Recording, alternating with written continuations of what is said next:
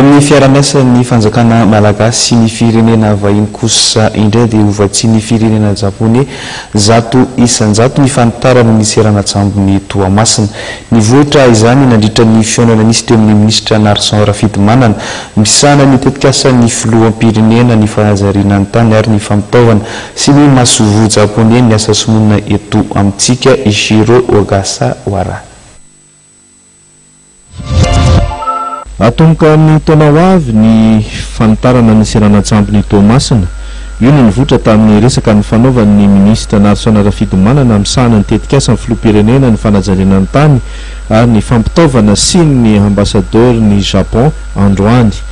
Manana tanjo antsika ny anatsarana ny alebiazana ny port'ny Toamasina izay raha amin'izao fotoana zao tsy teny chiffre aminareo hoe firy isan'ny conteneur miditra par jour dia raha ohatra ka alebiazitsika alebiazana ataontsika telo avy eny io zany por io amin'ny eritreritrintsika rehetra dia mety hoe io ny varavarana idirana eto Afrika sy l'océan Indien. Alebiazana farany lehibe zany io ny tsy hijanona Maurice ny sambre anaty aty Madagasikara fa tonga dia aty Madagasikara indray lasa ataontsika hoe port d'éclatement hoe tongetiny entana dia tsy mandeha makany amin'ny pays maro dia maro.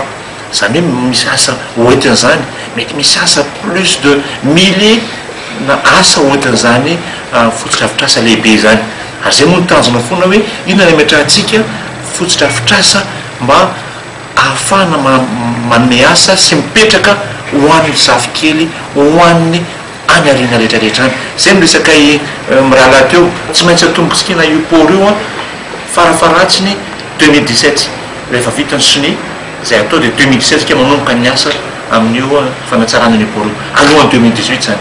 Hitondra asa maro amin'ny firenena ny fanaovana izany tetikasa izany ary indrindra koa ao aorianan'ny fahavitany andrasana izany ny fanaovan-tsiny mikasika indrindra ity tetikasa ity.